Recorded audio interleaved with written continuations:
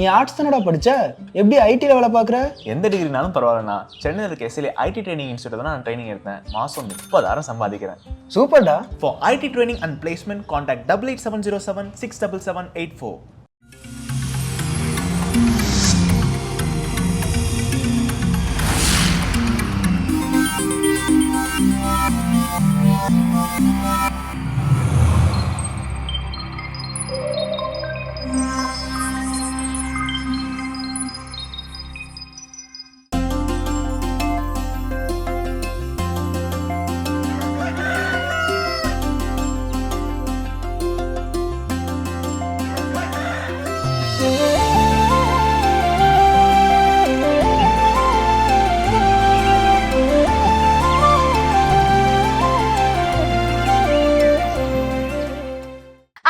அனைவருக்கும் இனிய கிறிஸ்து பிறப்பு பெருவிழா நல்வாழ்த்துக்கள். எங்களுடன் இணைந்து நீங்கள் பார்க்கவிருப்பது மாதா தொலைக்காட்சியின் கடவுள் வணக்கம். வணக்கம் வேலா. வணக்கம் யமுனா, எப்படி இருக்கீங்க? ஹாப்பி நல்லா இருக்கேன். நீங்க எப்படி இருக்கீங்க? நானும் ரொம்ப ரொம்ப நல்லா இருக்கேன். நாளைக்கு அப்புறமா போன வருஷம் பண்ணது நினைக்கிறேன் ரெண்டு பேரும். அதே மாதிரி இந்த வருஷம் நம்ம பண்றோம். ஓகே, சொல்லுங்க, இன்னைக்கு கதைக்குள்ள நேரா போயிடலாமா? இன்னைக்கு என்ன கதை அப்படின்னு சொல்லி பாத்தீங்கன்னா, இப்ப நேத்து நைட் நீங்க கிறிஸ்மஸ்லாம் செலிப்ரேட் பண்ணிருப்பீங்கல்ல? ஆமா. நம்ம போகும்போதே புது ஆடைகள் என்னென்னலாம் நம்ம கிறிஸ்மஸ்க்காக வாங்கி வச்சோமோ அதே மாதிரி ஒரு சர்ச்ல அதே மாதிரி தான் கிறிஸ்மஸ்க்காக எல்லாம் மாஸ் அட்டன் பண்றதுக்காக எல்லாரும் அவங்க புது ட்ரெஸ் எல்லாம் வாங்கியிருப்பாங்க இல்லையா, அதெல்லாம் போட்டுக்கிட்டு வாங்கி வச்சு இந்த ஆர்னமெண்ட்ஸ் பசங்களை எல்லாம் ரெடி பண்ணிக்கிட்டு எல்லாம் வந்து போயிட்டு இருக்காங்க. மாசம் ஸ்டார்ட் ஆயிடுச்சு, சூப்பரா போயிட்டு இருக்கு. ஆனா குழந்தை இயேசு பிறக்கிற நேரம் இந்த உன்னதங்களிலே பாடும் போது எடுத்துட்டு போயிட்டு குழந்தை இயேசு சுரூபத்தை வைப்பாங்க இல்லையா, அப்பன்னு பார்த்து குழந்தை இயேசு காணாம போயிட்டாரு. ஐயோ, யாரா எடுத்துட்டு போயிட்டாங்களா? அதுதான் தெரியல யார் எடுத்துட்டு போனாங்கன்னு சொல்லிட்டு ஒரு குரூப்பா இருப்பாங்க இல்லையா, இளைஞர் அணி இவங்க எல்லாரும் இருப்பாங்க இல்லையா, எல்லாரையும் வந்து விசாரிக்கிறாங்க. யாருக்குமே எனக்கு தெரியல, நான் பார்க்கவே இல்லை அப்படின்னு சொல்லி சொல்றாங்க. சரி, வேற என்ன பண்றதுன்னு சொல்லிட்டு பங்கு தந்தை வந்து போலீஸ் கிட்ட கம்ப்ளைண்ட் பண்றாங்க, இந்த மாதிரி குழந்தை காணாம போயிட்டாரு அப்படின்னு சொல்லிட்டு. அவரும் வந்து என்கொயர் பண்றாரு, எல்லார்கிட்டையும் இன்வெஸ்டிகேட் பண்ணும்போது கடைசியா யார் தான் பாத்தீங்க அப்படின்னு சொல்லி கேட்கும் போது அங்க தூய ஆவியானவர் வந்துட்டு நான் தான் பார்த்தேன், குழந்தை இயேசு வந்து எல்லாரும் இன்னைக்கு என்ன வந்து ரொம்ப டிஸ்டர்ப் பண்ணுவாங்க, எனக்கு இது வேணும் அது வேணும் அப்படின்னு ரொம்ப என்னைய போட்டு டார்ச்சர் பண்றாங்க. ஆமா, ஒளிஞ்சுக்கிறேன் அப்படின்னா எங்க போய் ஒளிஞ்சுக்கிறதுன்னு தெரியலன்னு வர புலம்புனாரு அப்படின்னு சொல்லி தூய ஆவியானவர் சொன்னாரு. தூய ஆவியானவர் தான் நீங்க போய் ஒளிஞ்சுக்கோ, கண்டுபிடிக்க மாட்டாங்க அப்படின்னு சொல்லி ஐடியாவே கொடுத்ததே தூய ஆவியானவர் தானா. அப்புறம் அவர் சொல்றாரு, இந்த மாதிரி கேட்கும் போது நான் தான் வந்து சொன்னேன், இங்க தேடவே மாட்டாங்க, இங்க ப்ரிப்பேரே பண்ண மாட்டாங்க, இங்க தேடணும்னு யோசிக்க கூட மாட்டாங்க, அந்த இடம் இந்த இடம் தான் போங்க அப்படின்னு. அது எந்த இடம் அப்படின்னு சொல்லி பார்த்தா நம்மளோட உள்ளம் தான். ஏன்னா கிறிஸ்மஸ் அப்படின்னும் போது நம்ம மந்த் ஸ்டார்டிங்ல இருந்து எல்லாமே நம்ம பண்ணுவோம், ஆனா நம்ம உள்ளம் வந்து தூய்மையா இருக்காது. நிறைய பேரை மன்னிக்காம இருப்போம், விட்டு கொடுக்காம இருப்போம், கோவம் அந்த எல்லாமே நம்ம மனசுக்குள்ள இருந்துனே தான் இருக்கும். ஆனா வெளிப்புறத்துல மட்டும் புது ஆடைகள் இருப்போம், நம்ம வந்து நல்லவங்க மாதிரி பேசுவோம், அந்த மாதிரி இருப்போம். சோ அதனால அந்த இடத்துல போய் தங்கிக்கிட்டா யாருமே நம்ம தேட மாட்டாங்கன்னு சொல்லிட்டு உண்மைதானே. ஆமா, அதனால இந்த கிறிஸ்துமஸ் அன்னைக்கு நம்ம வந்து உள்ளத்தை வந்து தூய்மையா வச்சுக்கணும், நம்ம உள்ளத்துல வந்து கிறிஸ்து வந்து பிறக்கணும் அப்படின்னு சொல்லிட்டு நம்ம எல்லாரும் வேண்டிக்குவோம். கண்டிப்பா இந்த சிந்தனையோட நாளை தொடங்கலாம். இப்ப ஆலய தரிசனம் பார்க்கலாம். ஓகே.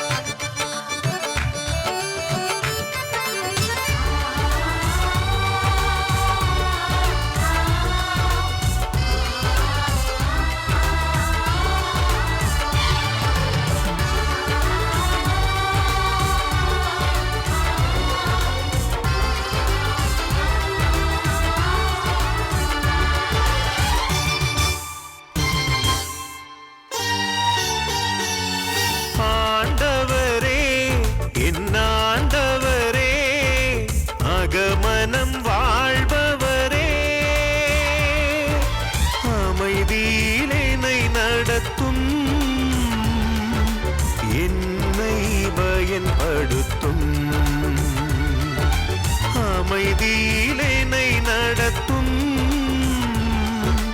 என்னை பயன்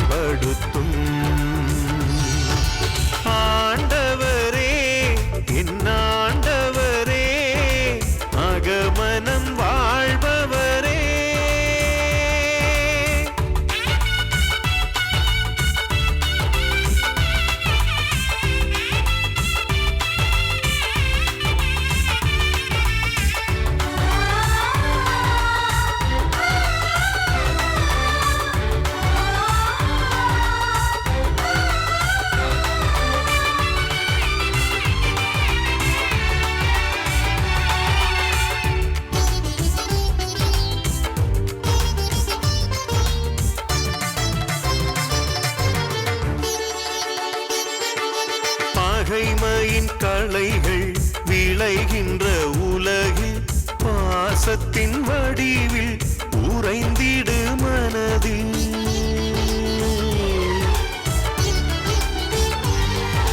பகைமையின் களைகள் விளைகின்ற உலகில் பாசத்தின் வடிவில் உறைந்திடு மனதில். வேதனை துயர்கள் எழுகின்ற பொழுதில்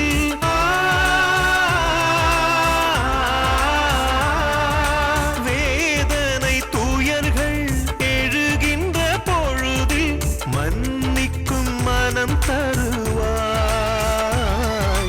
மன்னிக்கும் மனம் தருவாய்.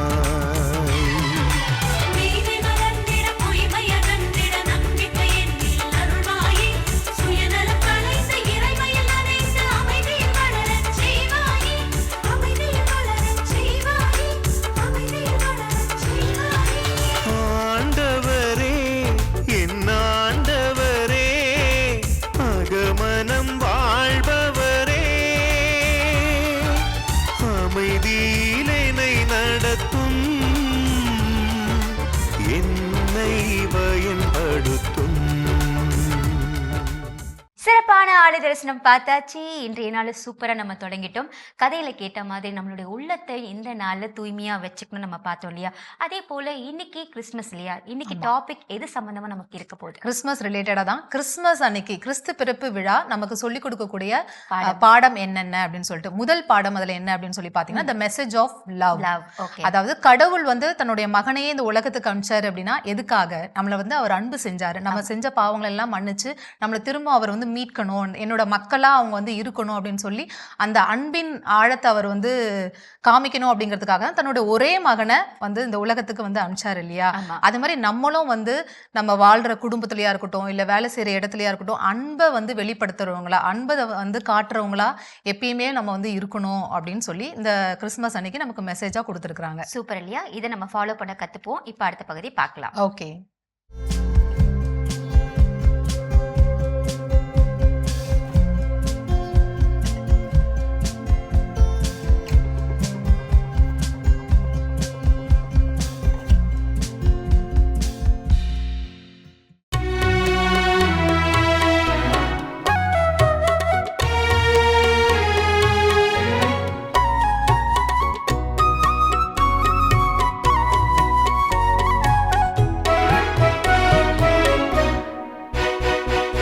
உலகெங்கும் உள்ள அனைவரும் நம் கடவுள் அருளிய விடுதலையை கண்டன, விடுதலையை கண்டன.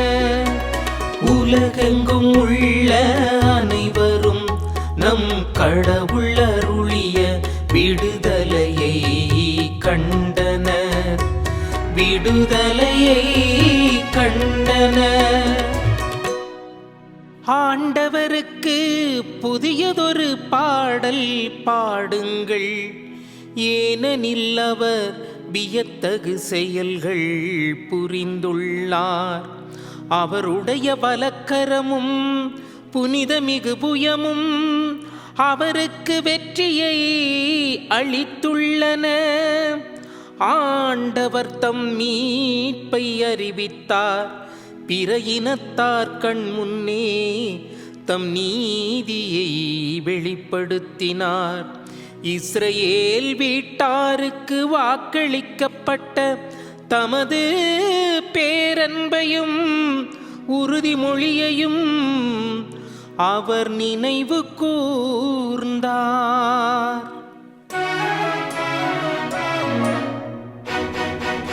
உலகெங்கும் உள்ள அனைவரும் நம் கடவுள் அருளிய விடுதலையை கண்டனர், விடுதலையை கண்டனர். உலகெங்கும் உள்ள அனைவரும் நம் கடவுள் அருளிய விடுதலையை கண்டனர், விடுதலையை கண்டனர். உலகெங்கும் உள்ள அனைவரும் நம் கடவுள் அருளிய விடுதலையை கண்டனர். உலகெங்கும் வாழ்வோரே அனைவரும் ஆண்டவரை ஆர்ப்பரித்து பாடுங்கள், மகிழ்ச்சியுடன் ஆர்ப்பரித்து புகழ்ந்தேத்துங்கள். யாழினை மீட்டி ஆண்டவரை புகழ்ந்தேத்துங்கள். யாழினை மீட்டி இனிய குரலில் அவரை வாழ்த்தி பாடுங்கள். ஆண்டவராகிய அரசர் முன்னே எக்காலம் முழங்கி கொம்பினை ஊதி ஆர்ப்பரித்து பாடுங்கள்.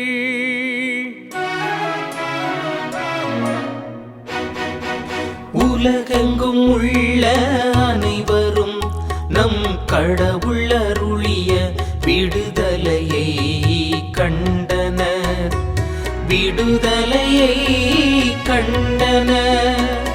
உலகெங்கும் உள்ள அனைவரும் நம் கடவுள் அருளிய விடுதலையை கண்டனர், விடுதலையை கண்டனர்.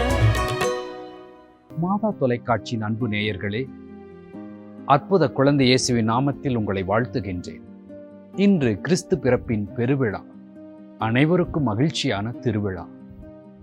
அற்புத குழந்தை இயேசு உங்கள் அனைவரையும் ஆசீராலும் அன்பாலும் அமைதியாலும் நிறைக்கட்டும் என்று வாழ்த்துகின்றேன். இன்று நமது பகல் திருப்பலி தியானத்திற்காக கொடுக்கப்படும் திருப்பாடல் 98. பல்லவியாக ஜெபிக்கும் இறைவசனம், உலகெங்கும் உள்ள அனைவரும் நம் கடவுள் அருளிய விடுதலையை கண்டனர். இத்திருப்பாடல் ஒரு புகழ் பாடல். எல்லா நாடுகளில் இருக்கின்ற அனைத்து மக்களையும் நீதியையும் நேர்மையையும் ஏற்படுத்தும் மெசியாவின் வருகையை குறித்து முன்னறிவிக்கும் விதமாக பாடப்பட்ட ஒரு திருப்பாடல். எனவே இப்படிப்பட்ட மகிழ்ச்சியான செய்தி அறிவிக்கிற இந்த திருப்பாடலை கிறிஸ்துமஸ் நாளாகி இன்று திரு அவை பயன்படுத்துகின்றது. ஆண்டவருக்கு புதியதொரு பாடல் பாடுங்கள் என்பதுதான் இத்திருப்பாடலின் முதல் வசனம் நமக்கு வழங்குகின்ற துவக்க அழைப்பாக இருக்கின்றது. புதியதொரு பாடல் பாடுங்கள், ஏனென்றால் அவர் வியத்தகு செயல்கள் செய்துள்ளார் என்று எழுதப்பட்டிருக்கின்றது. கடவுள் வியத்தகு செயல்கள் செய்திருக்கின்றார், அதிசயமான காரியங்களை செய்திருக்கின்றார், நாம் நினைத்து பார்க்காத காரியங்களை நமக்கென செய்திருக்கின்றார். மீட்பின் வரலாற்றில் கடவுள் ஆற்றிய செயல்கள் மக்களுக்கு அருளையும் ஆசீரையும் விடுதலையையும் வாழ்க்கையையும் தந்திருக்கின்றன. முக்கியமானது, இஸ்ராயேல் மக்களை அடிமைத்தனத்திலிருந்து ஆண்டவர் விடுவித்திருக்கின்றார். எனவே இந்த விடுதலையை குறித்து அனைவரும் பாடல் பாடுங்கள் என்று அழைக்கப்படுகின்றார்கள். அதே கண்ணோட்டத்திலே பார்க்கின்ற பொழுது, இஸ்ராயலரின் அடிமைத்தனத்தை விட பாவத்தின் அடிமைத்தனம் கொடுமையானது. அலகை நம்மை அடிமைப்படுத்தி வைத்திருக்கின்றது, கடவுளிடமிருந்து நம்மை பிரித்து வைத்திருக்கின்றது. அப்படிப்பட்ட கொடுமையான அடிமைத்தனையிலிருந்து கடவுள் தன் மகன் கிறிஸ்து வழியாக நம்மை விடுவித்து விடுதலையை தருகின்றார். அப்படிப்பட்ட விடுதலை கொடுத்த பெருநாள் தான் கிறிஸ்து பிறப்பின் பெருநாள். அதைத்தான் கிறிஸ்துமஸ் விழாவாக கொண்டாடுகின்றோம். எனவே அதை நாம் கொண்டாட வேண்டும். ஆண்டவருடைய இந்த மேன்மையான செயலை, வியத்தகு செயலை அறிவித்து பாட வேண்டும் என்று திருப்பாடல் நமக்கு அழைப்பு விடுக்கின்றது. ஆண்டவர் கொடுத்த மீட்பின் செயல் அன்று நடந்தது மட்டுமல்ல, இன்றும் நடந்து கொண்டிருப்பது என்பதைத்தான் இத்திருப்பாடல் உணர்த்த விரும்புகின்றது. அவருடைய வியத்தகு செயல்கள் இன்றும் நடக்கின்றன, எதிர்காலத்திலும் நடக்கும் என்ற நம்பிக்கையும் இத்திருப்பாடல் கொடுக்கின்றது. முதல் 3 வசனங்களிலே கடந்த காலத்தின் நிகழ்வுகள் நினைவூட்டப்படுகின்றன. இஸ்ராயேல் வீட்டாருக்கு தந்த பேரன்பையும் உறுதிமொழியையும் நினைவு கூர்ந்தார் என்று நாம் வாசிக்கின்றோம். இறைவன் வாக்கு மாறாதவர். அவர் வாக்குறுதியின்படி எல்லாவற்றையும் நிறைவேற்றியிருக்கின்றார். தமது பேரன்பை நினைவு கூர்ந்திருக்கின்றார் என திருப்பாடல் அறிவிக்கின்றது. 4 - 6 வரை உள்ள இறைவாக்கு பகுதி நிகழ்காலத்தை பற்றி பேசுகின்றது. உலகெங்கும் வாழ்வோரே, ஆண்டவரை ஆர்ப்பரித்து வாழ்த்துங்கள் என்று அழைப்பு விடுக்கப்படுகின்றது. ஆக இந்த காலத்திலும் ஆண்டவருடைய செயல்பாடு நடக்கின்றது. 7 - 9 வரை உள்ள வசனங்கள் எதிர்காலத்திலும் ஆண்டவருடைய வியத்தகு செயல்கள் நடக்கும் என்று அறிவிக்கின்றன. அவர் உலகிற்கு நீதி வழங்க வருகின்றார் என்று சொல்லப்படுகின்றது. ஆக பழங்கால கிறிஸ்தவர்கள் கடந்த காலத்திலும் நிகழ்காலத்திலும் எதிர்காலத்திலும் நடக்கப் போகின்ற ஆண்டவருடைய வியத்தகு செயல்களை புகழும் விதமாக கிறிஸ்துமஸ் அன்று இத்திருப்பாடலை பயன்படுத்துகின்றார்கள். மேலும் இத்திருப்பாடல் கிறிஸ்துவின் அரசாட்சியை முன்னறிவிக்கும் விதமாக அமைந்திருக்கின்றது. 1 - 3 வரை உள்ள வசனங்கள் வலக்கரம், புனித புயம், மீட்பு, நீதி, பேரன்பு என்ற வார்த்தைகளெல்லாம் குறிப்பிட்டு எப்படி இவையெல்லாம் கிறிஸ்துவின் பிறப்பிலே நிஜமாகிறது, உண்மையாகிறது, நிகழ்கால அனுபவமாகிறது என்று நமக்கு எடுத்துச் சொல்கின்றது. மேலும் இத்திருப்பாடல் உலகெங்கும் வாழ்வோரை மகிழ்ச்சி கொண்டாட, மகிழ்ச்சியோடு பாட அழைப்பு விடுக்கின்றது. இஸ்ராயல் மக்கள் மட்டுமல்ல, உலகெங்கும் வாழ்வோரும் கிறிஸ்துவின் பிறப்பை குறித்து மகிழ்ச்சியோடு கொண்டாடி பாடி மகிழ அழைப்பு விடுக்கின்றது. கிறிஸ்துமஸ் நாளாகி இன்று நாமும் மகிழ்வோம், எல்லோருடன் சேர்ந்து ஆண்டவரை புகழ்வோம். அருமையான திருப்பாடல் ஆண்டவரை புகழ நமக்கு அழைப்பு விடுக்கின்றது. ஜெபம். வானக தந்தையே இறைவா, ஒரே மகனை எங்கள் மீட்புக்காக அனுப்பி வைத்ததன் மூலம் வியத்தகு செயலாற்றலை நாங்கள் கண்டுணர்ந்தோம். அந்த பேராற்றல் மிக்க செயல்பாட்டிற்காக நன்றி தெரிவிக்கின்றோம். நீர் எங்கள் மீது காட்டிய கருணைக்காக உம்மை புகழ்கின்றோம். எல்லோருடனும் இணைந்து உம்மை புகழ்கின்றோம். இயேசுவின் பெயரால் உம்மை புகழ்கின்றோம். எங்களை நாளிலே அன்பு, அமைதி, மகிழ்ச்சியினாலே ஆசீர்வதிப்பீராக. ஆமென்.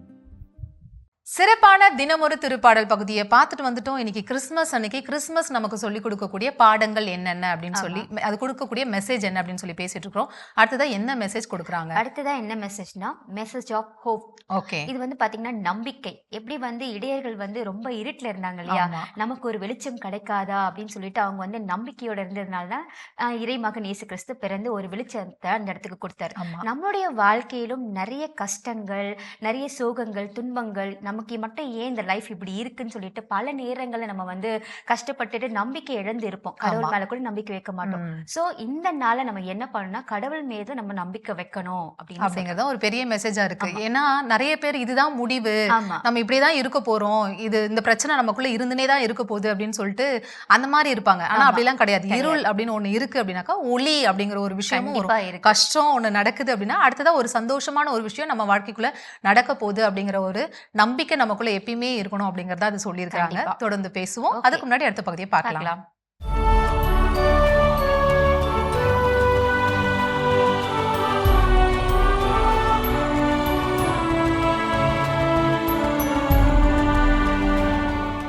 டிசம்பர் 25 கிறிஸ்து பிறப்பு பெருவிழா. இவ்வுலக மக்கள் பாவத்தினை விட்டுவிட்டு நிறைவாழ்வு பெற வேண்டும் என்பதற்காக சுதனாகிய இறைவன் மண்ணில் மனிதனாக பிறப்பெடுத்த புனித தினத்தையே தாய் திருச்சபை கிறிஸ்து பிறப்பு பெருவிழாவாக கொண்டாடி மகிழ்கின்றது.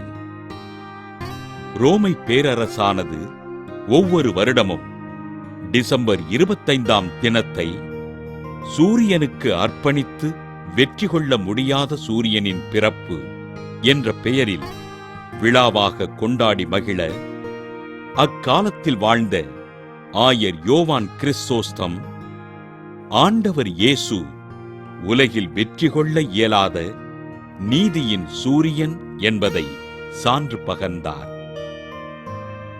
புனித மரியன்னை மார்ச் மாதம் 25ஆம் நாள் ஆண்டவர் இயேசுவை கருத்தரித்தார் என்கிற கருத்து தொடக்ககால கிறிஸ்தவர்களின் அசைக்க முடியாத நம்பிக்கையாக இருக்க, மார்ச் 25ஆம் தினத்திலிருந்து 9 மாதங்கள் கணக்கிடப்பட்டு டிசம்பர் 25ஆம் தினத்தை கிறிஸ்து பிறப்பு விழாவாக கொண்டாடி மகிழ்ந்தார்கள்.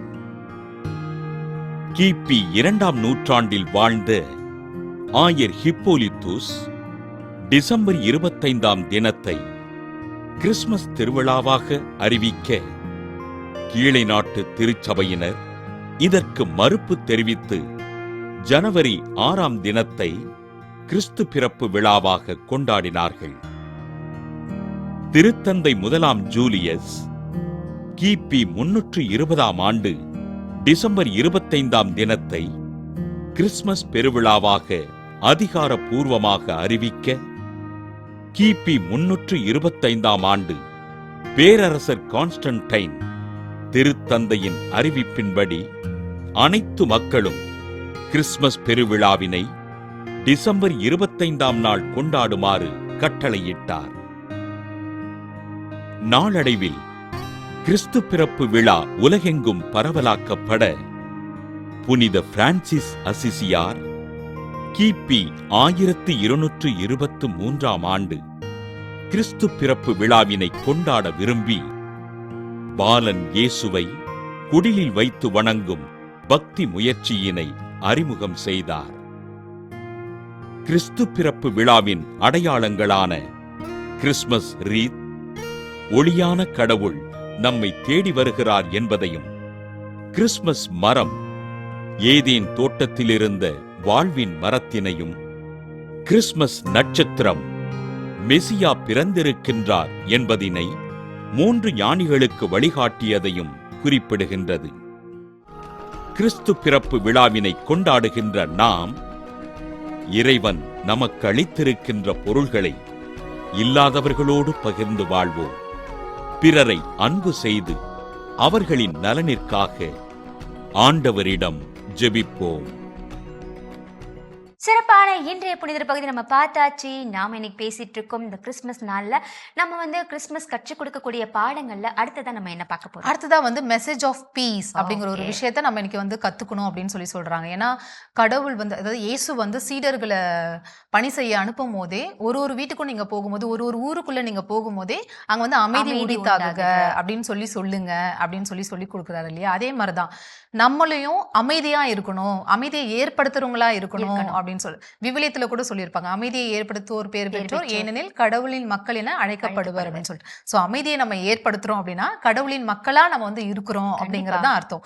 நம்ம வாழ்ற குடும்பத்திலயா இருக்கட்டும், வேலை செய்யற இடத்துலயா இருக்கட்டும், எல்லா இடத்துலயும் பிரச்சனைக்குரியவங்களா இல்லாம அந்த இடத்துல அமைதியை ஏற்படுத்துறவங்களா வந்து இருக்கணும் அப்படின்னு தான் இயேசு வந்து விரும்புறாரு. கண்டிப்பா இன்னைக்கு பல இடங்கள்ல நம்ம அமைதியை இழந்து தவிச்சிட்டு இருக்கோம். ஆனா இந்த அமைதி எங்க கிடைக்குதுன்னு பார்த்தோம்னா கடவுள்கிட்ட கிடைக்குது. அந்த நேரத்துல கடவுள்கிட்ட போயிட்டு எனக்கு அமைதியை கொடுங்கப்பா அப்படின்னு சொல்லிட்டு அவர்கிட்ட கேட்கும் போது 5 நிமிஷம் கண்ணு மூடி நம்ம ப்ரேயர் பண்ணோம்னா கண்டிப்பா நம்ம எல்லாருக்குமே அமைதி ஒன்று கிடைக்கும்.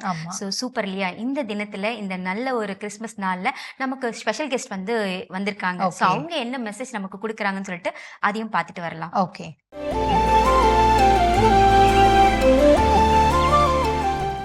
மாதா தொலைக்காட்சி அன்புள்ளங்கள் அனைவருக்கும் அன்பான வாழ்த்துகளும் வணக்கங்களும். அன்பர்களே, இன்றைய சிறப்பு நிகழ்ச்சி வாயிலாக உங்களை சந்திப்பதில் நான் பெருமகிழ்ச்சி அடைகின்றேன். இன்று நம்முடைய சிறப்பு நிகழ்ச்சிக்கு சிறப்பு அழைப்பாளராக வருகை தந்திருப்பவரை பற்றி கூற வேண்டுமேயானால், அவர் நம் அனைவருக்குமான ஒரு முன்மாதிரியாகவும் நம் அனைவரின் அடையாளமாகவும் இருக்கின்றவர். நம்முடைய மாதா தொலைக்காட்சிக்கு மிகவும் நெருங்கிய பழக்கப்பட்டவர். திருச்சி கிழக்கு சட்டமன்ற தொகுதியின் உறுப்பினராக செயல்பட்டு வரும் திருவாளர் இனிகோ இரிராஜ் அவர்களை உங்கள் அனைவரின் சார்பாக நிகழ்ச்சிக்கு அன்புடன் அழைக்கின்றேன். வணக்கம் சார். வணக்கம். எப்படி இருக்கிறீங்க சார்? நல்லா இருக்கேன். Happy Christmas sir. உங்களுக்கு அனைவருக்கும், அதுவும் குறிப்பாக உங்களுக்கும், மாதா தொலைக்காட்சியிலே பணியாற்றுகிற அத்தனை பேருக்கும், அதோடு இதை பார்த்து கொண்டிருக்கிற என் கிறிஸ்தவ சொந்தங்கள் உங்கள் அனைவருக்கும் அருமையான கிறிஸ்துமஸ் நல்வாழ்த்துக்களையும் புத்தாண்டு வாழ்த்துக்களையும் தெரிவித்துக் கொள்கின்றேன். ரொம்ப சந்தோஷமா இருக்கு சார். எனக்கு இன்னைக்கு கிறிஸ்துமஸ் அப்படிங்கிறது ஒரு சந்தோஷம். ஆமா. இன்னொரு பக்கம் இன்னைக்கு இந்த சிறப்பு நிகழ்ச்சியில உங்களை ஒரு பேட்டி காண்றதுல எனக்கு ஒரு வாய்ப்பு கிடைச்சதுக்கு உண்மையிலே நான் ரொம்ப மகிழ்ச்சி அடைகிறேன். நன்றி. ஸோ எல்லாருக்குமான, நான் தொடக்கத்திலே சொன்ன மாதிரி நீங்க நம்முடைய கத்தோலிக்கர்களுக்கான ஒரு அடையாளமாக நீங்க இருக்கிறீங்க சார். இன்னைக்கு வந்து அரசியல் அப்படின்னு எடுத்துக்கிட்டோம் அப்படின்னா அதுல கிறிஸ்தவர்களின் ஒட்டுமொத்த கிறிஸ்தவர்களின் எண்ணிக்கையே பங்களிப்பு ரொம்ப குறைவா தான் இருக்குது. அதுல கத்தோலிக்கர்களின் நிலை இன்னும் ரொம்ப மோசமா இருக்குது. ஸோ அந்த சூழல்ல இன்னைக்கு இளைஞர்கள், அதுவும் குறிப்பாக கிறிஸ்தவர்கள், கத்தோலிக்க இளைஞர்கள் அரசியல்ல அவங்களுடைய நிலை என்னவா இருக்குதுங்க சார்? எங்க காணுமே, யாருடைய பிரசன்ஸுமே இல்லை. அதுதான் ரொம்ப வருத்தத்திற்குரியது. நான் பல தடவை பல கூட்டங்கள்ல, பல மேடைகள்ல எங்கெல்லாம் எனக்கு வாய்ப்பு இருக்கிறதோ பேசுவதற்கு, அல்லது சிலருடைய அழைப்பை ஏற்று பேசுவதற்கு வாய்ப்பு இருக்கிறதோ, அங்கெல்லாம் போய் இந்த கருத்தை தான் வலியுறுத்துறேன். குறிப்பாக மற்ற பிரிவை சார்ந்த, திருச்சபை பிரிவை சார்ந்த இளைஞர்கள் அரசியலிலே கொஞ்சம் அங்க ஒரு ஆர்வம் காட்டுறாங்க. ஆனால் கத்தோலிக்க இளைஞர்கள் சுத்தமாக வர்றதில்லை. அவங்க ஞாயிற்றுக்கிழமை பூசை மட்டும் பார்த்தா மட்டும் போதும் அப்படிங்கிற ஒரு நிலையை எடுத்திருக்கிறார்கள் என்ற வருத்தம் எனக்கு எப்பயுமே உண்டு. இன்னைக்கும் அதனுடைய வருத்தம். இப்போ கத்தோலிக்க கிறிஸ்தவர்கள் என்று பார்த்தீர்கள் என்றால், நான் இன்னைக்கு அரசியலிலே இருக்கிறேன். எனக்கு முன்பாக அருமை அண்ணன் பீட்டர் அல்ஃபோன்ஸ் அவர்கள் மிக சிறப்பாக பணியாற்றி கொண்டிருக்கிறாங்க. அதே மாதிரி ஐயா நம்மளுடைய சட்டப்பேரவை சபாநாயகர் அப்போ அவர்கள் இன்னைக்கு இருக்காங்க. அதை தவிர அரசியல் களம் பார்ப்பதற்கு விரல் விட்டு, அதுவும் கிறிஸ்தவர்களுக்கு தேவையான பிரச்சனைகளை, அவருடைய கோரிக்கைகளை கொண்டு சென்று போராடி பெறுவதற்கான வாய்ப்புள்ள ஆட்கள் நீங்கள் எல்லா திருச்சபையை சொன்னால் இன்னும் கொஞ்சம் பேர் இருக்காங்க. ஆனால் கத்தோலிக்க கிறிஸ்தவர்கள் என்று சொன்னால் இல்லை. கண்டிப்பா. அப்போ இளைஞர்கள் மத்தியில் அதற்கான ஒரு உந்துதலை நாம் ஏற்படுத்தணும். அவங்களுக்கு இந்த அரசியல் பற்றி நாம் தெளிவுபடுத்தணும். ஸோ இந்த ஆர்வத்தையும் உந்துதலையும் ஏற்படுத்துவது யாருடைய பொறுப்பா இருக்கும்னு நீங்க எதிர்பார்க்குறீங்க சார்? ஒரு தனிநபர் பொறுப்பா இருக்குமா, இல்லை நம்முடைய ஒட்டுமொத்த கத்தோலிக்க சமூகத்தினுடைய ஒரு பொறுப்பாக இருக்குமா? இந்த நாட்டுக்கு கிறிஸ்தவ மிஷினரிமார்கள் செய்தது மிகப்பெரிய சமூக தொண்டு, சமுதாய தொண்டு, அது ஆன்மீக தொண்டு. அதில் குறிப்பாக பார்க்கணும்னா அவங்க கல்லூரிகளை வச்சு, கல்வி நிலையங்களை வச்சு மிகப்பெரிய ஒரு கல்வி உணர்வை ஊட்டியிருக்காங்க. அதே மாதிரி அந்த காலத்தில் பிளேக் நோயால் பாதிக்கப்பட்ட போதும் சரி, அல்லது காலரா போன்ற வியாதிகள் பாதிக்கப்பட்ட போதும் சரி, அப்போதெல்லாம் நம்மளுடைய மிஷினரிமார்கள் தன்னுடைய சேவை மனப்பான்மையினால் அந்த மிகப்பெரிய துன்பத்திலிருந்து மக்களை காப்பாற்றியிருக்கிறார்கள். இந்த மக்கள் அந்த மக்கள்லாம் காப்பாற்ற, ஒட்டுமொத்த சமுதாயத்தில் இருக்கக்கூடிய மக்களை, இது இந்தியா முழுவதும் இருக்கக்கூடிய மக்களை, பல்வேறு இனங்கள் சார்ந்த மக்களை, பல பிரிவுகளாக இருக்கக்கூடிய, ஜாதி பிரிவுகளாக இருக்கக்கூடிய மக்களை எந்த மத வேறுபாடின்றி காப்பாற்றிய தன்மையெல்லாம் நாம் நன்கு அறிவோம். ஆனால் நான் குறையா இல்லை, கிறிஸ்தவ மிஷினரிமார்கள் செய்த இது என்ன ஒரு இதுனா, அரசியல் களம் காண்பதற்கான இளைஞர்களை ஊக்குவிக்கல.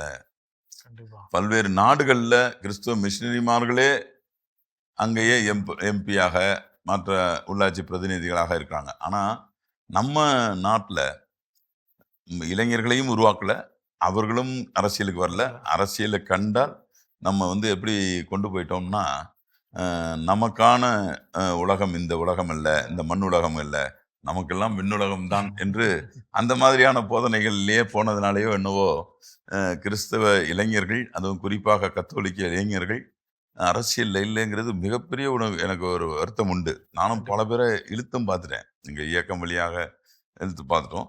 அதாவது சிஎஸ்ஐ திருச்சபை சார்ந்த இளைஞர்கள், பெந்தகோஸ்தே சபையை சார்ந்த இளைஞர்கள், மற்ற திருச்சபை சார்ந்த இளைஞர்கள் கூட கொஞ்சம் பேர் அங்கே இங்கே ஒன்றுமா இங்கே ஒன்றுமாக ஆர்வம் காட்டுகிறார்கள். கத்தோலிக்க திருச்சபையை சார்ந்த ஒருவருக்கும் அந்த ஆர்வம் இல்லாதது உண்மையிலேயே வருத்தத்துக்குரியது. அதை கவனிக்க வேண்டிய பொறுப்பு நம்மளுடைய இப்போ இருக்கக்கூடிய கிறிஸ்தவ மிஷினரியினுடைய தலைவர்களுக்கு உண்டு. அதுவும் குறிப்பாக பிஷப்ஸ்மார்களுக்கு உண்டு, அங்கே இருக்க அடுத்தந்தைகளுக்கு உண்டு. நீங்கள் தான் உருவாக்கணும். இப்போ அந்த தன்மை உண்டுங்க. கண்டிப்பா சார், நீங்க சொல்ற 100% உண்மை. ஏன்னா நமக்காக குரல் கொடுக்க இப்ப நீங்க ஒரு சிலர் விரல் விட்டு எண்ணக்கூடிய எண்ணிக்கையில தான் இருக்கிறீங்க.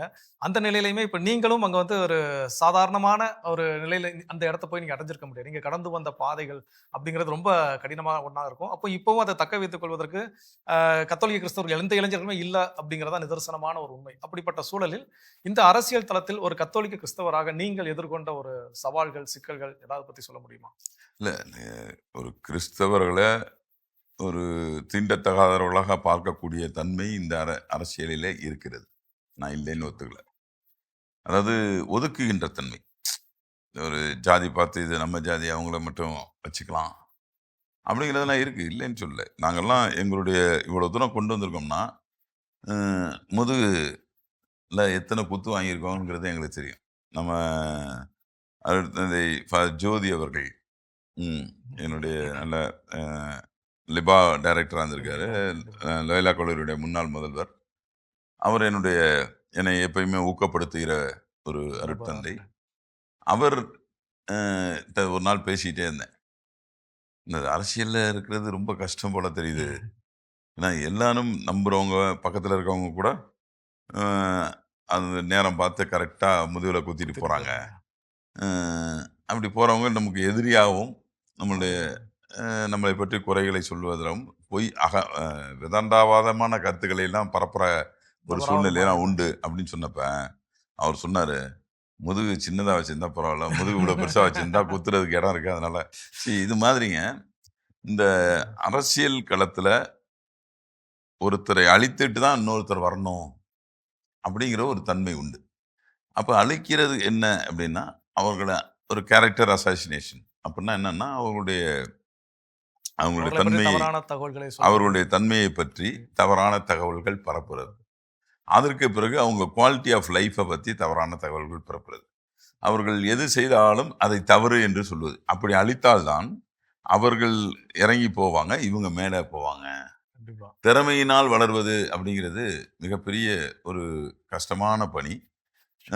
நான் என்னை பொறுத்தவரை ஒரு கல்லூரி படிக்கிற பொழுதுலேருந்தே எனக்கு அரசியல் களம் பிடிக்கும். நான் ஸ்கூல் காலேஜில் படிக்கிறப்பயே மாண்புமிகு முத்தமிழறிஞர் தலைவர் கலைஞர் அவர்களால் அவருடைய பேச்சு திறமையினால் அவருடைய அந்த கடிதங்களின் வாயிலாக நான் அவர் மீது ஒரு ஈர்ப்பு கொண்டு அவரை சார்ந்தே நான் அவருடைய செய்திகளை படிப்பது, முரசொலியை படிப்பது இப்படிங்கிற ஒரு உணர்வோடு வந்தேன். என்னை நம்ம தலைவர் கலைஞர் அவர்களிடம் கொண்டு போய் விட்டது யாருன்னா ஃபாதர் வின்சென்ட் சின்னத்துரை. அவர் தான் கொண்டு போய் அவர் அறிமுகப்படுத்தினார். அதனால் எனக்கு ஒரு லிஃப்ட் கிடச்சிச்சு, நான் இல்லைன்னு சொல்ல. அவரை சார்ந்து அதற்கு பிறகு தலைவர் கலைஞர் அவர்களும் என்னை உண்மையிலேயே நமக்கு பொய் சொல்ல தெரியல. அதுதான் நம்ம இந்த அரசியல் களத்தில் பொய் சொல்லணும், ஏமாற்றணும், மாற்றி மாற்றி பேசணும். இன்னைக்கு ஆமான்னு சொல்லணும், நாளைக்கு இல்லைன்னு சொல்லணும். இந்த மாதிரியான சூழ்நிலைகள்லாம் இருக்குது. ஆனால் தலைவர் நமக்கு அது வரல. அந்த வராத பட்சத்தில் நம்ம போய் தலைவர்கிட்ட உண்மையாக சொல்கிறப்ப தலைவர் அவர்கள் கரெக்டாக கண்டுபிடிக்கிறார், இவங்கெல்லாம் உண்மையான இருக்கிறாங்க. அப்போ அது தனிப்பட்ட பாசம் அவர் என்னை ஒரு மகனாகவே பார்க்கக்கூடிய ஒரு பாசத்தை நான் பார்த்தேன். என்னை திட்டினாலும் சரி, என்னை அரவணைச்சாலும் சரி, தலைவர் கலைஞர் என்னை அரவணைத்தது மிகப்பெரிய ஒரு அதன் வாயிலாக எனக்கான வாய்ப்புகள் கிடைத்தது. பல தடவை என்னை சட்டமன்ற உறுப்பினராகவும் நாடாளுமன்ற உறுப்பினராகவும் ஆக்குவதற்கு பல தடவை வாய்ப்பு வந்தாலும் நான் அதை வேண்டாம் என்று ஒதுக்கினேன். காரணம் என்னவென்றால் தொழில். நான் பெரிய பணக்கார வீட்டு பிள்ளை இல்லை, சாதாரண ஒரு கோயில் உபதேசியாருடைய பிள்ளை. சென்ட் ஜோசப் காலேஜில் எங்கள் அப்பா, காலேஜ் சர்ச்சில் எங்கள் அப்பா உபதேசியராக பணியாற்றியவர். அதனால் ரொம்ப கஷ்டப்பட்டு ஒரு தொழில் வச்சு இப்போ தான் டெவலப் ஆகிட்டு இருக்க டைமில் அரசியல் களம் காண வேண்டாம், ஆனால் அரசியல் மற்ற உதவி செய்யலாம், இவங்களுக்கு வச்சு நம்ம கிறிஸ்தவ மிஷினரிமார்களுக்கு உதவி செய்யலாம் அப்படிங்கிற ஒரு கான்செப்டில் தான் செஞ்சுருந்தோம். தலைவர் கலைஞர் அவர்களும் நம்மளுடைய முன்னாள் ஆர்ச்சி பிஷப் பேராசிரியர் ஏஎம் சின்னப்பா அவர்களும் நமக்கு இந்த கிறிஸ்தவ நல்லெண்ணெய் இயக்கம்னு ஒரு இயக்கத்தை உருவாக்கி அதன் வழியாக நம்ம கிறிஸ்தவ மிஷினரிமார்களை அவங்களுக்கான தேவைகளை அந்த அரசிட்ட கொண்டு போய் சேர்க்கின்ற அந்த பணியை எனக்கு உருவாக்கி தந்தது இவர்கள் 2 பேர் தான். இந்த கிறிஸ்தவ நல்லெண்ணெய்க்குன்னு பேர் வச்சது இந்த அரசியல் களத்தில். நீங்கள் இப்போ பார்த்தீங்கன்னா அதற்கு பிறகு அரசியலில் இருக்கக்கூடிய மற்றவங்க இருக்காங்க பார்த்தீங்களா, உங்களை வளர விட மாட்டாங்க. உங்களை எப்படி வளர விட மாட்டாங்கன்னா, உங்களை அவதூறா கெட்ட வார்த்தைகளை சொல்லி திட்டுறது, புரியுதா உங்களுக்கு? நீங்க செய்யற காரியத்தை தவறு என்று பரப்புவது. இதனால என்ன ஆகும்னா, நீங்க என்ன பண்ணுவீங்க, ஐய இது சாக்கடை போல அப்படின்னு சொல்லி நவுருவீங்க. அதனால நம்ம என்ன பண்ணுவோம், ஒரு லைட்டா நவுந்தீங்கன்னு வச்சுக்கோங்க, தள்ளி விட்டு போயிடுவாங்க, தள்ளி விட்டுருவாங்க. அதுதான் அதை ட்ரை பண்ணுவாங்க. அதையும் தாண்டி நீங்கள் வரணும்னா அந்த வழிகளை எல்லாம் தாங்கணும். நிச்சயமா. அந்த வழிகளை எல்லாம் தாங்கி அவருடைய தவறான பரப்புதல்களை எல்லாம் தாங்கணும். பலர் அதை நம்புறாங்கன்னா நம்பிட்டு போறாங்க. I don't care. நான் வந்து செயல்படுவது என்னுடைய மனசாட்சிக்கும் என்னை அனுப்பிய இறை தந்தைக்கும் தெரியும். எங்க அப்பா வந்து நான் ஒரு இந்த கோயிலே ஒரு ஆர்த்தடாக்ஸ் கிறிஸ்டின். நான் உண்மையை சொல்லணும்னா ஞாயிற்றுக்கிழமை கோயிலுக்கு போலேன்னா எங்கள் வீட்டில் சாப்பாடு சாப்பிட மாட்டார்.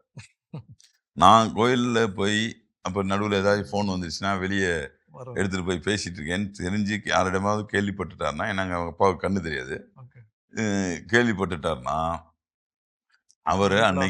அவரையே துன்புறுத்திக்குவார். என் வீட்டில் சாப்பிட மாட்டார்.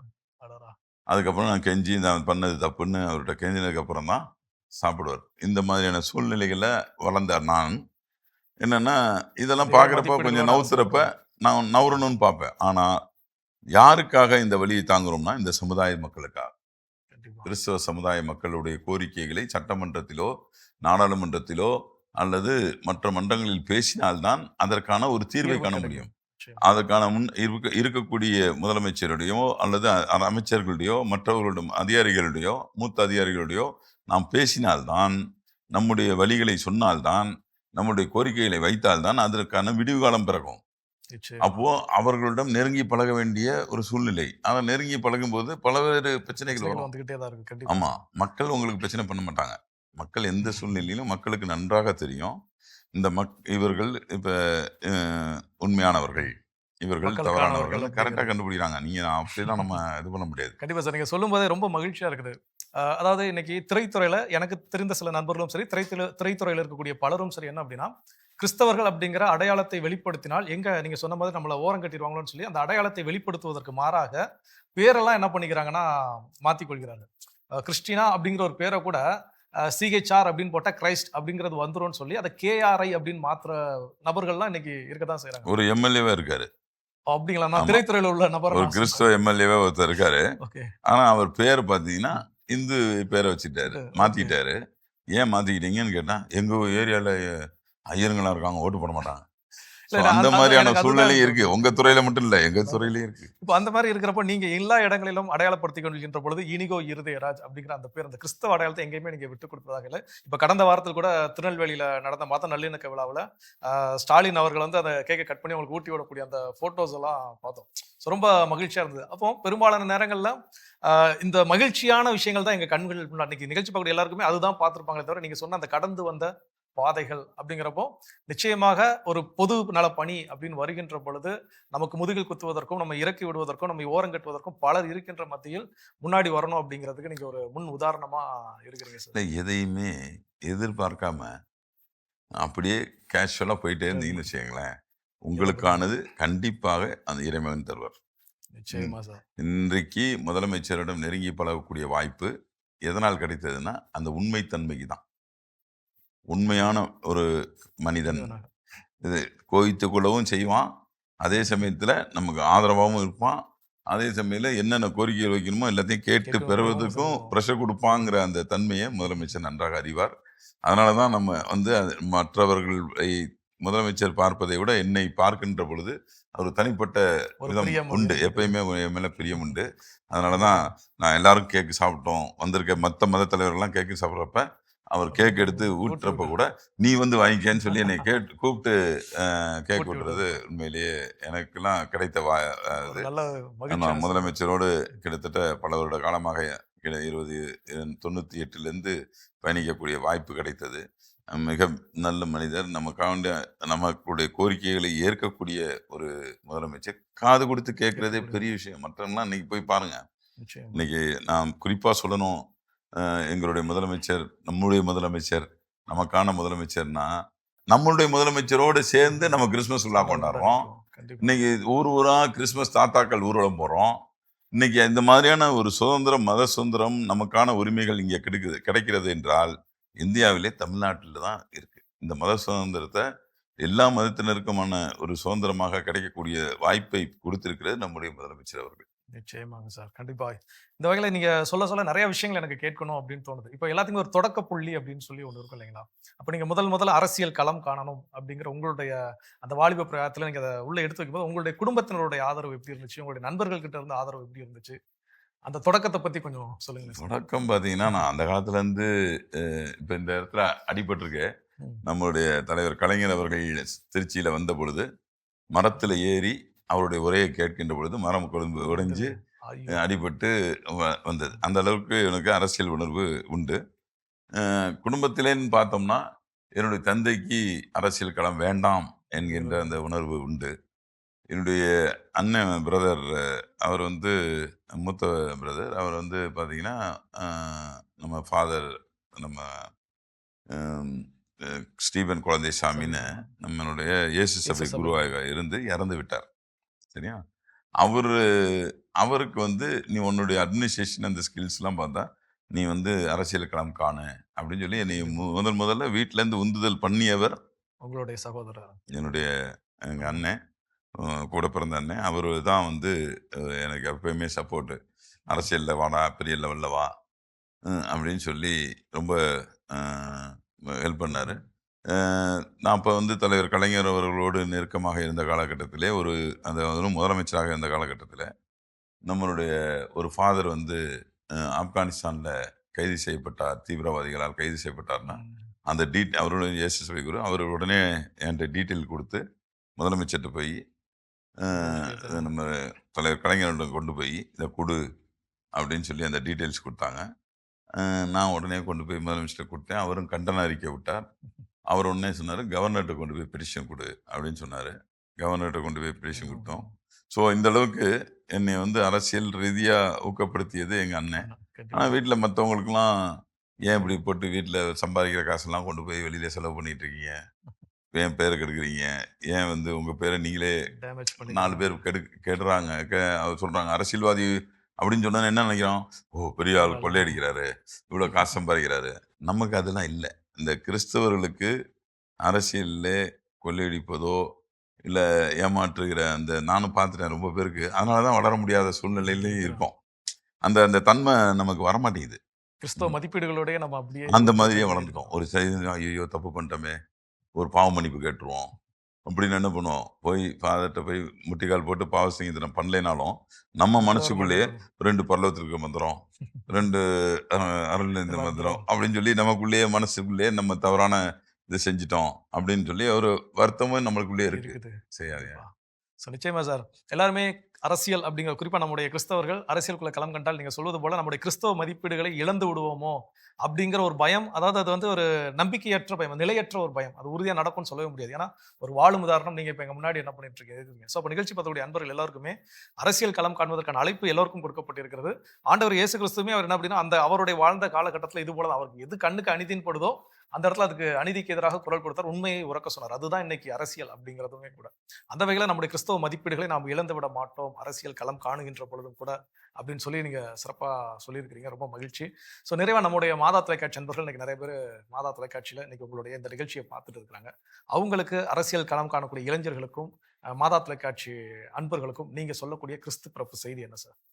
கிறிஸ்து பிறப்பு செய்தி நீங்க இதை தொடர்ந்து சொன்னதுனால நான் என்னுடைய பாயிண்ட் என்னன்னா, தயவு செய்து அரசியல் களத்திற்கு வாருங்கள் இளைஞர்களே. கிறிஸ்து பிறப்பு என்பது ஏழை எளிய மக்களுக்கான ஒரு பிறப்பு. ஒவ்வொரு வருடமும் குடில் நாம் வீட்டுல ஜோடிக்கிறோம். அது எதற்காக?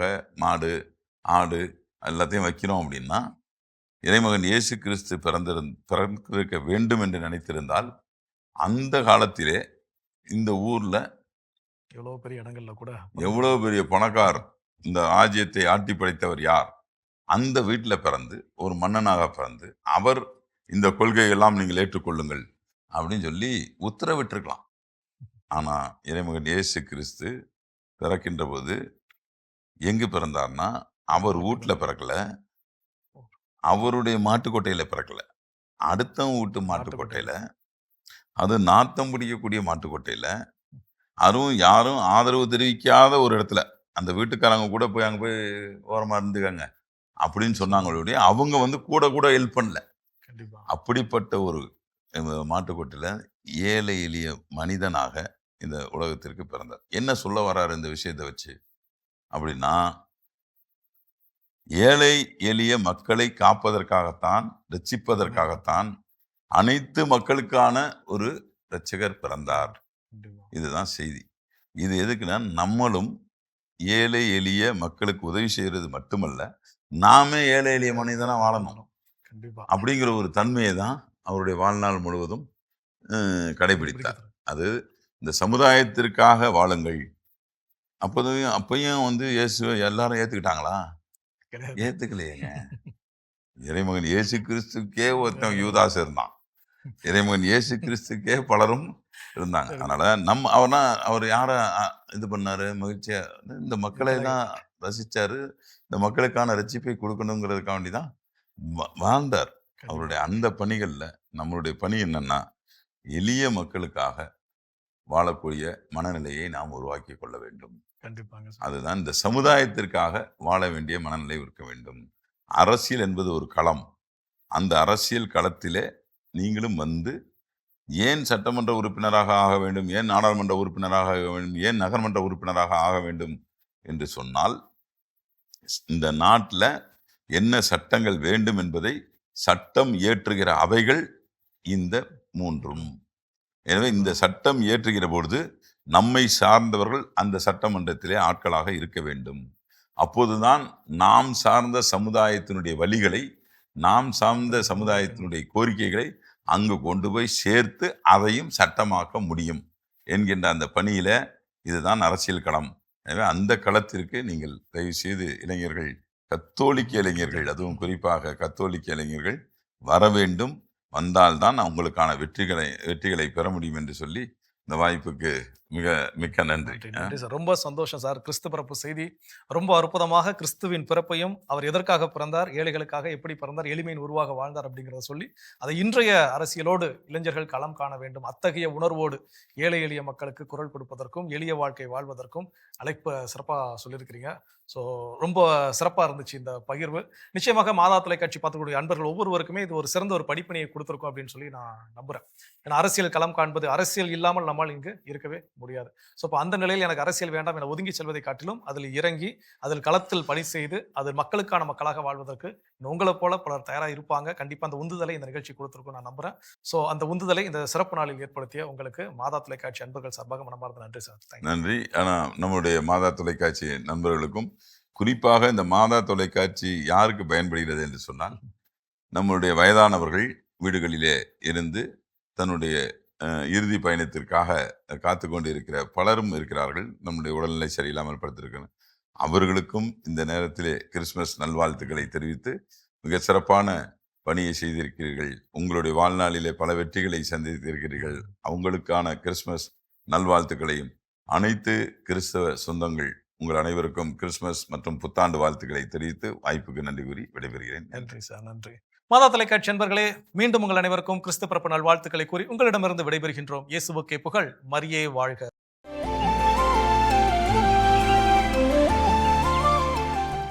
நிகழ்ச்சிக்குள் உங்களை மீண்டும் வரவேற்கிறோம். எங்களோடு இணைந்து நீங்கள் பார்த்து கொண்டிருப்பது மாதா தொலைக்காட்சியின் கடவுள் வணக்கம். கிறிஸ்து பிறப்பு நாள்ல இன்னைக்கு கிறிஸ்து பிறப்பு நமக்கு சொல்லிக் கொடுக்கக்கூடிய மெசேஜஸ் என்னென்ன அப்படின்னு சொல்லி பேசிட்டு இருக்கிறோம். யமுனா, அடுத்ததா என்ன சொல்லி கொடுக்குறாங்க? அடுத்ததா வேளாங்கண்ணி என்ன சொல்றாங்கன்னா ஃபர்கிவ்னஸ் அப்படின்றாங்க. இன்னைக்கு நம்ம வந்து அதை கொடுக்கறதுக்கே பல நேரங்கள்ல யோசிக்கிறீங்களா?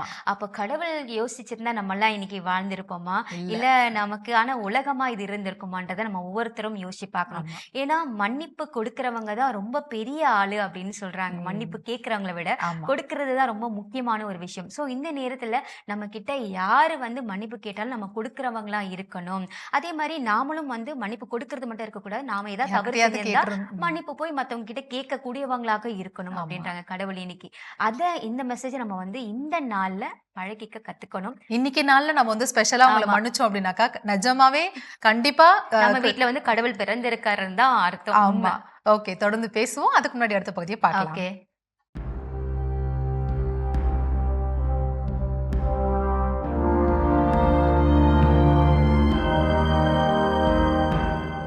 மாதா தொலைக்காட்சி நண்பர்களே, உங்கள் அனைவருக்கும் வாழ்த்துக்கள்.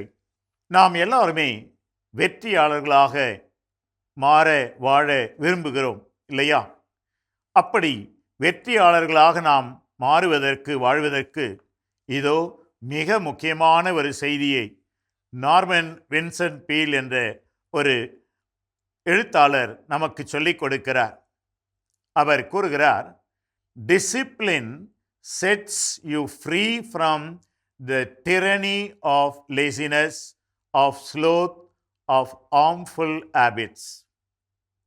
Discipline restores your freedom of choice.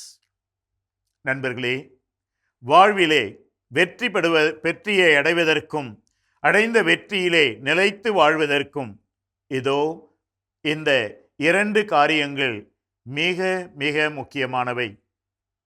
ஒழுக்கமும் சுய கட்டுப்பாடும். ஒழுக்கம் நம் வாழ்க்கையிலே இருந்தால் நாம் எல்லாவற்றையும் திட்டமிட்டு செயல்படுவோம். அப்போது நம் வாழ்விலே சோம்பலாய் இருப்பதற்கு வாய்ப்பே இருக்காது. தீய பழக்கங்கள் நம்மிலே வந்து சேர்ந்து கொள்வதற்கு அங்கு நேரமும் வேலையும் வாய்ப்பும் இருக்காது. எனவேதான் அவர் கூறுகிறார், ஒழுக்கத்தையும் சுய கட்டுப்பாட்டையும் எப்போதும் கடைபிடி. இதுவே உன்னை சோம்பலிலிருந்தும் தீய பழக்கங்களிலிருந்தும் விடுவித்து உன்னை வெற்றியாளனாக்கும். அப்படிப்பட்ட வெற்றியாளர்கள் ஆவதுதானே நம்முடைய விருப்பமும் ஆசையும். இதோ அதற்கான சிறந்த வழி. ஒழுக்கத்தையும் சுய கட்டுப்பாட்டையும் எப்போதும் கடைபிடி. பல நேரங்களிலே ஒழுக்கம், சுய கட்டுப்பாடு இது நமக்கு சற்று கசப்பாக இருக்கிறது. எல்லா நேரத்திலும் நாம் கட்டுப்பாடுகள் என்று. ஆனால் வளர வேண்டுமென்றால், வாழ வேண்டுமென்றால் ஒழுக்கம், சுய கட்டுப்பாடு கட்டாயம் தேவை. எனவே நீங்கள் வெற்றியாளர்களாக வாழ வேண்டுமென்றால் எனது வாழ்விலே ஒழுக்கம், சுய கட்டுப்பாடு இது எவ்வளவு இருக்கிறது, இவற்றுக்கு நான் எவ்வளவு முக்கியத்துவம் கொடுக்கிறேன் என்று சிந்தித்து பாருங்கள். நீங்கள் வெற்றியாளர்களாக வாழ்வீர்கள். உங்கள் அனைவருக்கும் வாழ்த்துக்கள். சிறப்பான ஆன்றோர் வாக்கு பகுதி நம்ம பார்த்தாச்சு. இன்னைக்கு நம்ம சூப்பரான ஒரு டேல, கிறிஸ்மஸ் டேல இன்னைக்கு கடவுள் வந்து நமக்கு கிறிஸ்துவின் பாடங்களாக நமக்கு கொடுக்கக்கூடியதை பார்த்துட்டு இருக்கோம். அடுத்ததான் இன்னைக்கு என்ன கொடுக்குறாங்க, நம்ம இன்னைக்கு என்ன சொல்றாங்க அப்படின்னு சொல்லி பாத்தீங்கன்னா, த மெசேஜ் ஆஃப் ஜாய் அப்படிங்கிறது. வானதூதர் வந்து இந்த மாதிரி ஜீசஸ், இன்ஃபன்ட் ஜீசஸ் பிறந்திருக்கிறாரு அப்படின்னு போய் சொல்லும் போதே வானதூதர்களுக்கு சொல்றதே அவர் வந்து மகிழ்ச்சியூட்டும் ஒரு நல்ல செய்தியை நான் உங்களுக்கு கொண்டு வந்திருக்கேன், சொல்ல போறேன் அப்படின்னு சொல்லி தான் வந்து சொல்றாரு. ஸோ இன்னைக்கு வந்து த மெசேஜ் ஆஃப் ஜாய். எல்லாருமே வந்து ரொம்ப ஹாப்பியா இருங்க, சந்தோஷமா இருங்க. எவ்வளோ கஷ்டத்துல, எவ்வளோ கடன் பிரச்சனைல, ஏதாவது ஒரு சண்டையில எப்படி இருந்தாலுமே இது எல்லாமே கடந்து போயிடும். அதனால ஹாப்பியா இருங்க, ரொம்ப ஜாய்ஃபுல்லா இருங்க அப்படிங்கறத இன்னைக்கு சொல்லி கொடுக்குறாங்க. கண்டிப்பா இன்னைக்கு நம்ம நிறைய பேரை பார்க்கறத காட்டிலும் நாம எந்த அளவுக்கு இருக்கோம். சில பேர்லாம் பார்த்தா இருக்க வீடு இருக்காது, உணவு இருக்காது, அவங்களுக்கு போட்டுக்க நல்ல ட்ரெஸ் கூட இருக்காது. ஆனா நம்ம ஒரு நிமிஷம் இதெல்லாம் நமக்கு இருக்குல்ல, அப்ப இதுக்கே நம்ம வந்து சந்தோஷப்பட்டு கடவுளுக்கு ஒவ்வொரு நாளுமே அந்த தினத்தை நம்ம மகிழ்ச்சியா செலிப்ரேட் பண்ணுன்றத புரிஞ்சுக்கணும். தொடர்ந்து பேசலாம். இப்ப அடுத்த பகுதி பார்க்கலாம். ஓகே.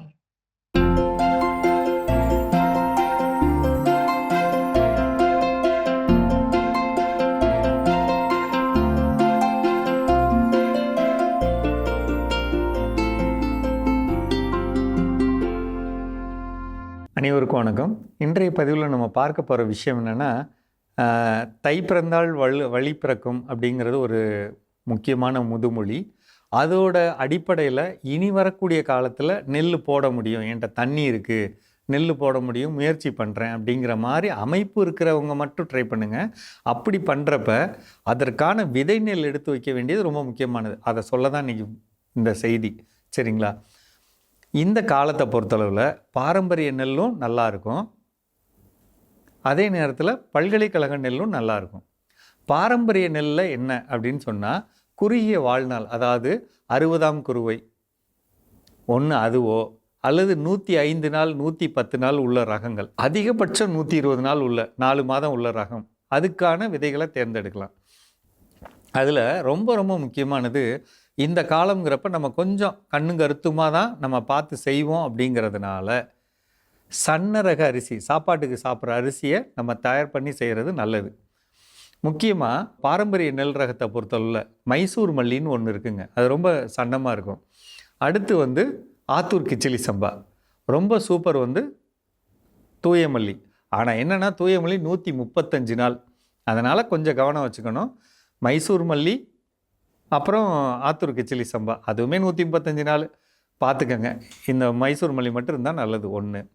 2வது கருங்குருவை, பூங்கார், அந்த மாதிரி குறுகிய கால பயிர்கள் எல்லாமே நம்ம தேர்ந்தெடுக்கலாம். தரமான விதைகள் கிடைக்குதா, எங்கே கிடைக்குன்னு பார்த்து வாங்கி வச்சுக்கணும். இது 2.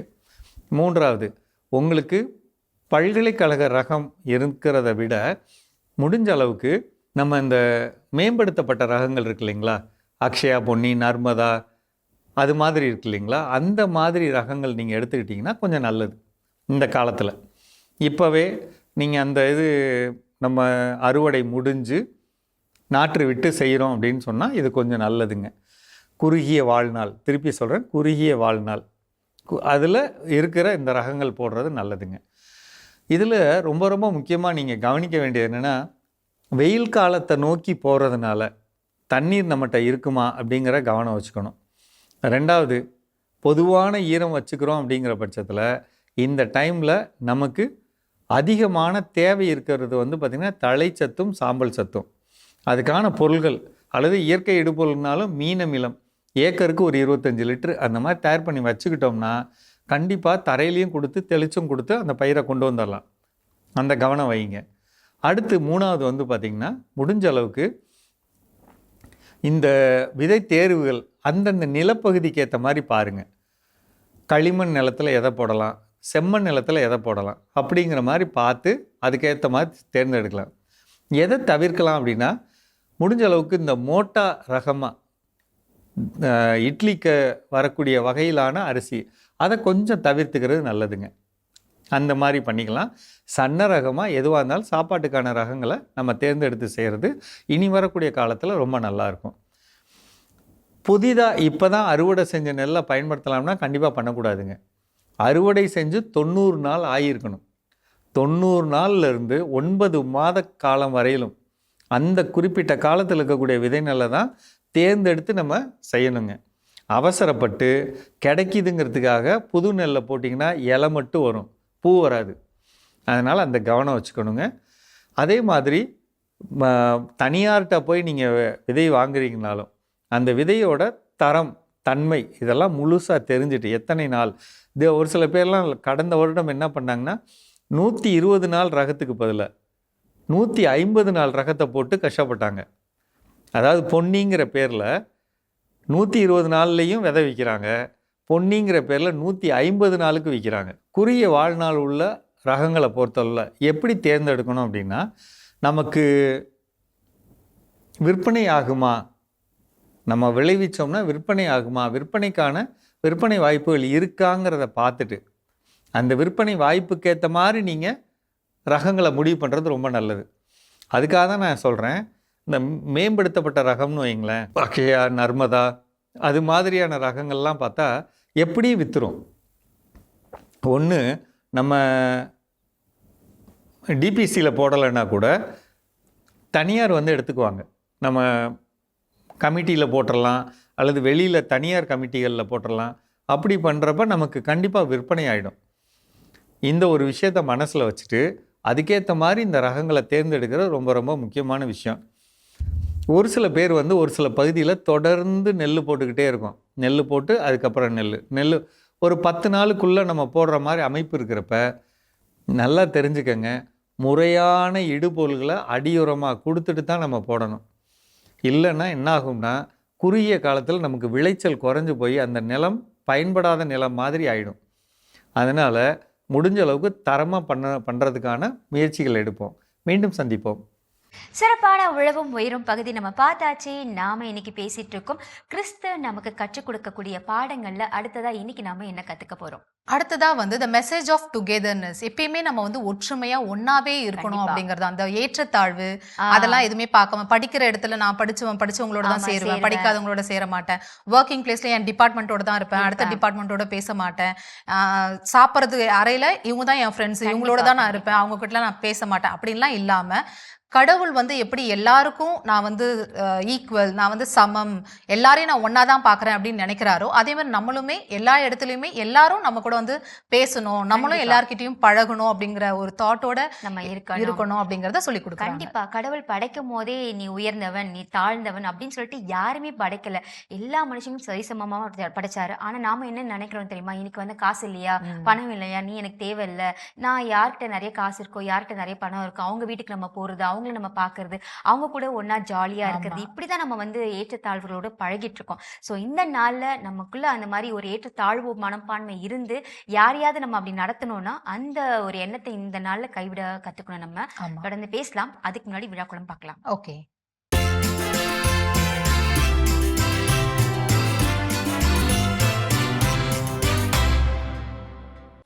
பீட்டர், ரினோ, பென்சி இன்று தங்களது பிறந்த நாளினை கொண்டாடுகிறார்கள். இவர்களை வாழ்த்துபவர்கள் பிள்ளைகள் ரிஷிகா, பிரின்சி, கிப்சன், குடும்பத்தினர், உறவினர்கள் மற்றும் நண்பர்கள். சிறப்பான விழாக்குளம் பகுதி பார்த்தாச்சு. இன்றைக்கு திருமண நாள், பிறந்த நாள் கொண்டாடின எல்லாருக்குமே வாழ்த்துக்களை தெரிவிச்சுக்கலாம். அவங்களுக்கான இறையாசிரும் காத்துட்டு இருக்கு, அதையும் பார்க்கலாம். ஓகே.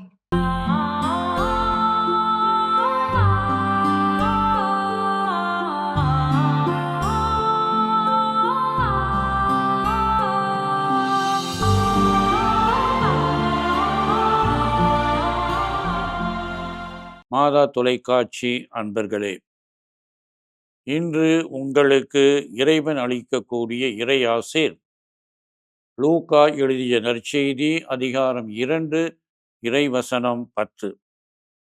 அஞ்சாதீர்கள், எல்லா மக்களுக்கும் பெரும் மகிழ்ச்சியூட்டும் நற்செய்தி. அன்புக்குரியவர்களே, இன்று முழுவதுமே உலகம் அனைத்திலும் மகிழ்ச்சி கொண்டாடும் நாளாக இருக்கின்றது.